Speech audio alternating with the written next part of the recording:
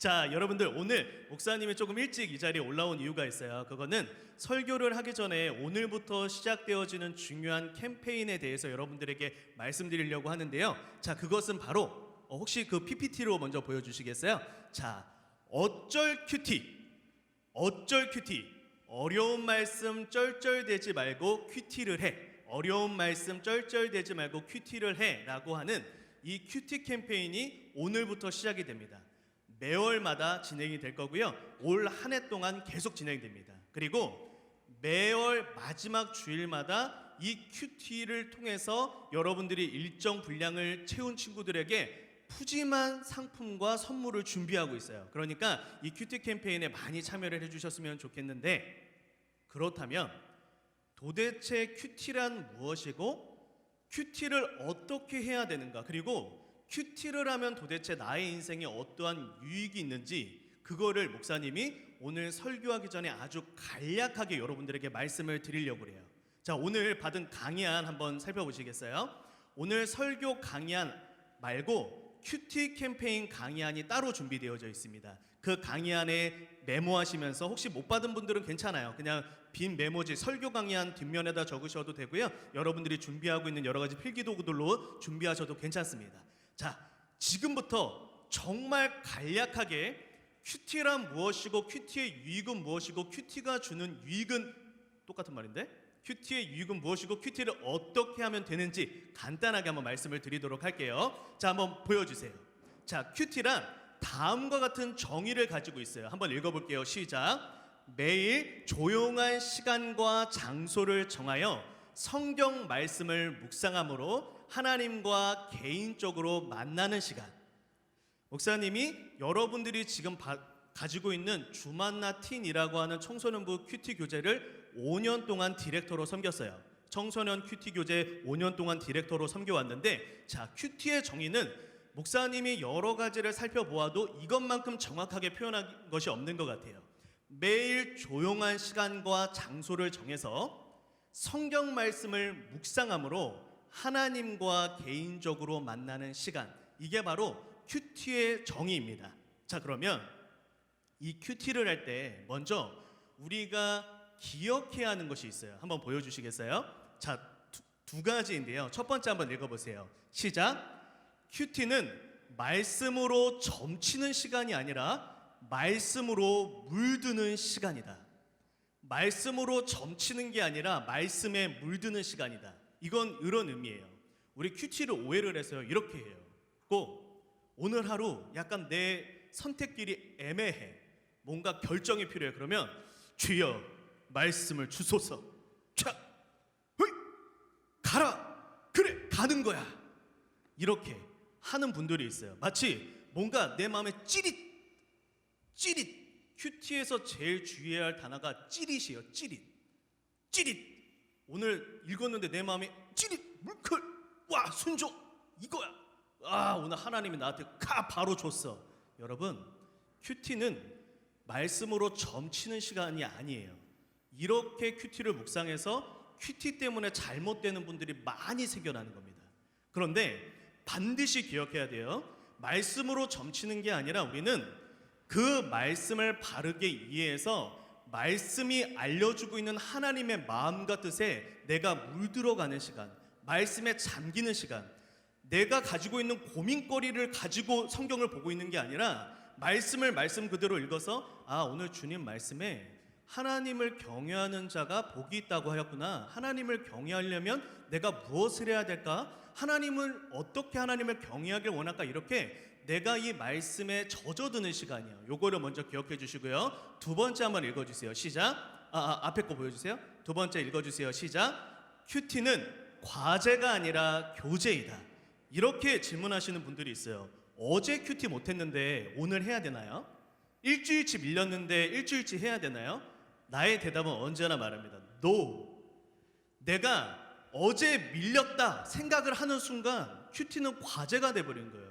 큐티는 과제가 아닙니다. 예를 들어 목사님이랑 만나기로 했어요. 어제 만나기로 했어요. 나랑 화요일날 1시간 만나기로 했어요. 근데 약속이 펑크 났어요. 그럼 수요일날 다시 나를 만나기로 했는데, 목사님 어제 1시간 못 만난 거 미안하니까 오늘 2시간 만나드릴게요. 이게 말이 되는 일입니까? 말이 되지 않죠. 큐티는 하나님과 매일마다 교제를 나누는 시간이에요. 어제 큐티를 못했으면 그걸로 중단하는 겁니다. 그냥 홀가분하게 생각하면 돼요. 쌓이는 숙제가 아니라 내가 하나님과 날마다 만나는 교제이므로 어제 못했으면 어제 못난 걸로 넘어가면 돼요. 오늘 하나님을 다시 만나면 되죠. 이렇게 과제가 아니라 교제라는 걸 할 때 우리는 큐티에 대한 부담감이 줄어들게 됩니다. 자, 그럼 다음을 한번 보여주세요.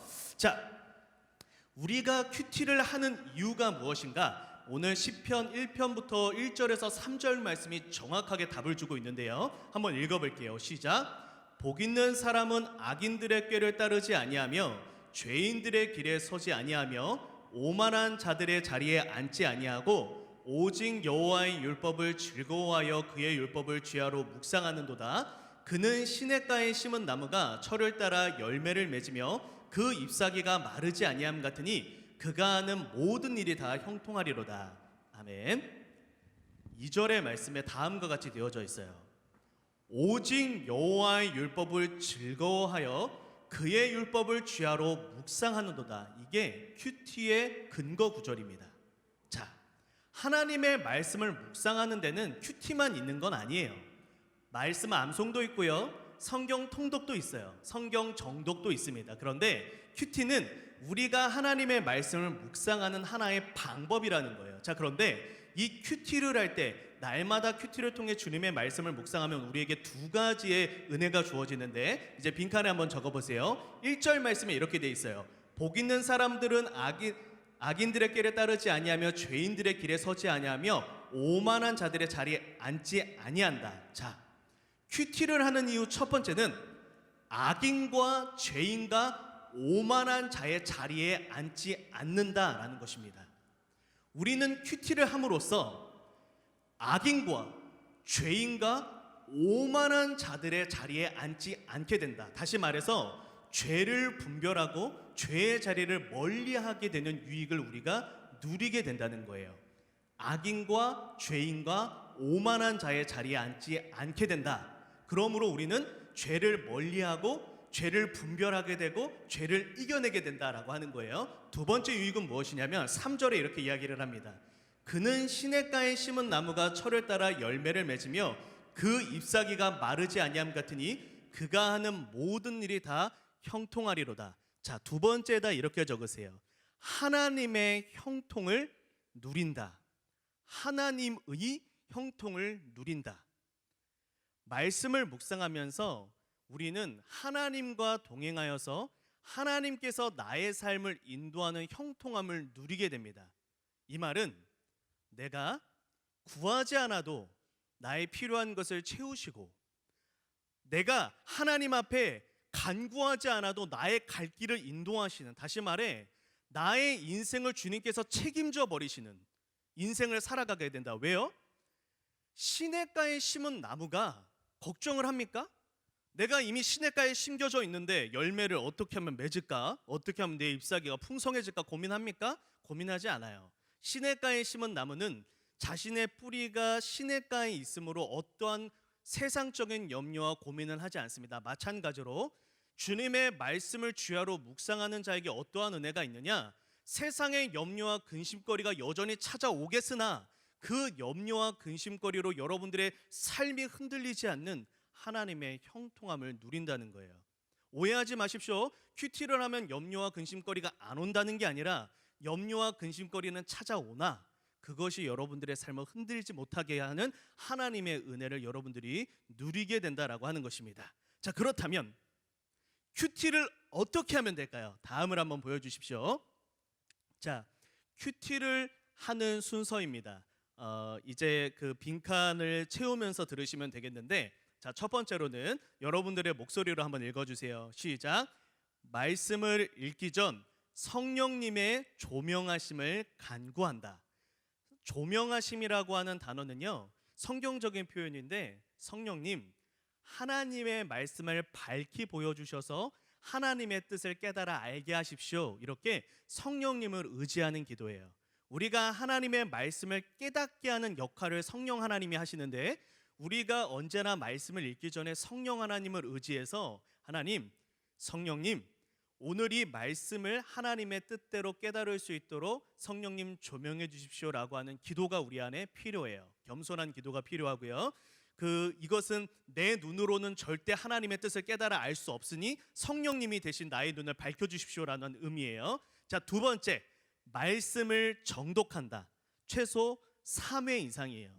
여러분들이 어느 정도 성경에 숙달되어지고 나면 나중에는 한 번만 읽어도 문맥이 이해가 됩니다. 그런데 성경은 기본적으로 어법과 사용하는 어휘가 여러분들의 가지고 있는 그런 배경 지식으로는 조금 어려운 부분들이 있기 때문에 성경을 정독하는 것이 필요해요. 3회 이상 정독하는 것을 추천합니다. 다음을 한번 보여주세요. 자, 그러면 이제 어떻게 본격적으로 이것을 묵상하느냐?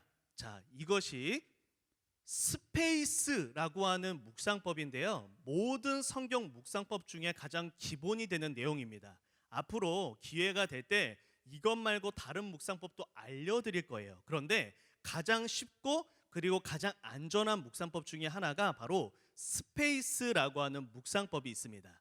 자, 첫 번째로 S인데요. 내가 회개할 죄가 무엇인가 본문 가운데 찾아보는 거예요. 두 번째로요. 내가 붙잡아야 할 약속은 무엇인가 찾아보는 거예요. 세 번째로요. A는 내가 피해야 할 행동은 무엇인가 찾아보는 거고요. 네 번째 C는 내가 순종해야 할 명령은 무엇인가 이거를 찾아보는 겁니다. 마지막 다섯 번째 E는 내가 따라야 할 모범은 무엇인가를 찾아보는 거예요. 자, 그런데 다섯 가지가 본문 가운데 다 있을 수도 있고요. 한 가지만 있을 수도 있어요. 말씀 묵상을 어떻게 하느냐? 아까 전에 시편 1편 1절에서 3절 말씀을 예를 든다면 그 본문의 말씀의 옆에다가 이렇게 적는 거예요. P 땡땡 하나님의 말씀을 주야로 묵상하는 자 형통하다고 하셨다. 나도 하나님의 말씀을 날마다 묵상하는 자가 되어야겠다 라고 적는 거예요. 간단하죠. 내가 교만은 패망의 선봉이요 거만함은 넘어집의 앞잡이니라 라는 성경 구절을 읽었다면 A 땡땡 내가 하나님 앞에 교만하고 거만한 자가 되지 않아야 되겠다. 조금 더 응용하면 말씀 구절들을 보니까 에베소서 말씀을 보면 교만한 자는 다른 사람을 깔본다고 돼 있으니까 오늘 하루 내가 함부로 다른 사람을 비판하지 말아야겠다. 이렇게까지 적용하면 더 좋은 큐티가 되어지는 거죠. 일단 2월은 첫 시작이니까 우리 하루의 말씀 가운데 다섯 가지 중에 하나라도 찾아서 한 줄이라도 적어보자고요. 많이 적는 게 아니라 한 줄이라도 한번 적어보자고요. 자, 그런데 이 다섯 가지를 찾을 때 반드시 기억해야 되는 게 있어요. 어쩌면 오늘 목사님이 이야기하는 내용 중에 가장 중요한 내용일 수 있습니다. 다음 거 한번 보여주세요. 자, 묵상할 때 한 가지를 명심하세요. 딱 한 가지. 말씀을 묵상할 때 여러분들의 기본적으로 마음 안에 뭐가 있어야 되냐면 자, 영어 알파벳을 여러분들이 한번 읽어보세요. 시작. God loves me. 하나님이 나를 사랑하신다.